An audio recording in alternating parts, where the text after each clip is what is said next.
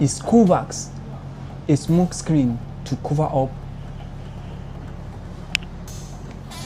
vaccine nationalism? Hi, my name is Anivasa and welcome to CitizenAct. Just as every nation of the world is struggling to contain the pandemic, some nations have decided to nationalize the solution. As coronavirus vaccination programs get underway around the world, there are concerns growing that the poorest nations may be missed out or left to the very end of a very long queue for the resources. Now, one of the arguments being put forward to back that claim is the amount of surplus vaccine being bought by wealthy countries. Some estimates suggest they have pre-ordered enough to vaccinate their entire populations 3 times over, making it, of course, that much harder for everyone else to access them. Now, for those who are wondering, isn't that why we have Covax? To stop such tendency? For those who don't know what Covax is all about, this is Covax. A massive global effort to distribute vaccines to developing nations is underway. The Covax facility, which ensures vaccines are shared fairly among all nations, has delivered nearly 38.4 million doses of COVID-19 vaccines to 102 countries and economies across 6 continents. It's only been 6 weeks since it began to roll out supplies, with Ghana being the first recipient in February. The program offers a lifeline to low-income countries in particular. Even if their governments have not managed to secure vaccines from the manufacturers, Covax allows them to begin inoculating health workers and others at high risk. Over 100 countries have been reached so far, including 61 benefiting from a mechanism essentially financed by donors. Though there have been some delays in deliveries, Covax still expects to deliver at least 2 billion doses of vaccines this year, and to diversify the offering beyond the AstraZeneca and Pfizer shots it's currently supplying. Now that you know what Covax is all about, let's move to vaccine nationalism.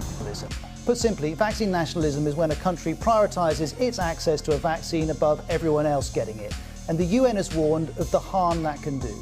Such vaccine nationalism is not only unfair, it is self-defeating. None of us is safe until all of us are safe. The WHO adds an economic argument to this, saying if some countries go without a vaccine, then the virus will not be under control globally, and so the global economy can't properly open up. Many are criticizing Covax, not just because it is charity, rather because it is a smokescreen to cover up vaccine nationalism and corporate greediness.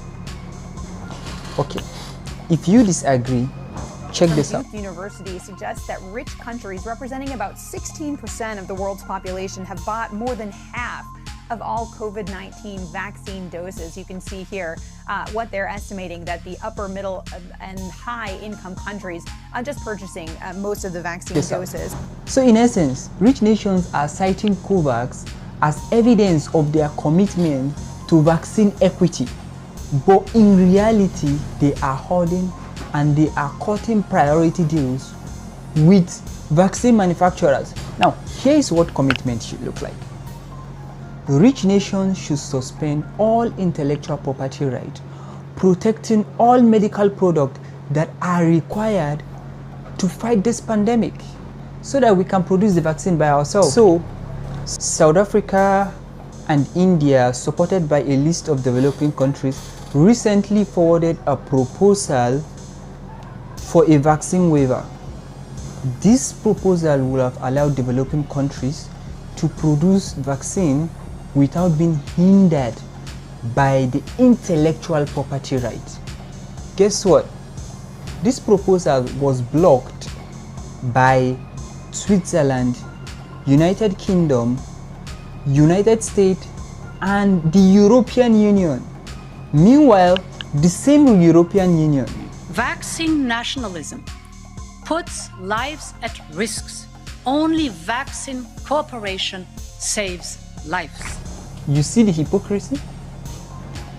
You know what this means? These rich countries will either sell or donate the vaccine to us rather than to waiver the intellectual property rights so that we can produce it on our own. You know what's funny? The fact that more people are dying from this virus in the richer nation.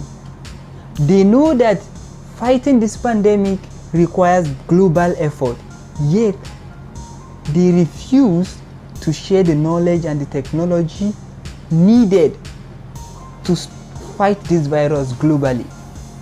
So guys, even if we protect the population in the United States or in other countries, if other countries aren't protected, and you can see here The Economist is forecasting many countries in Africa may not have widespread vaccine coverage until 2023 or even later, that these variants can circulate, posing more risks to places around the world. So it's not just a being nice idea. It's actually in everybody's self-interest to try to protect the world. That's all for today. Please like, subscribe, and drop a comment. Thank you.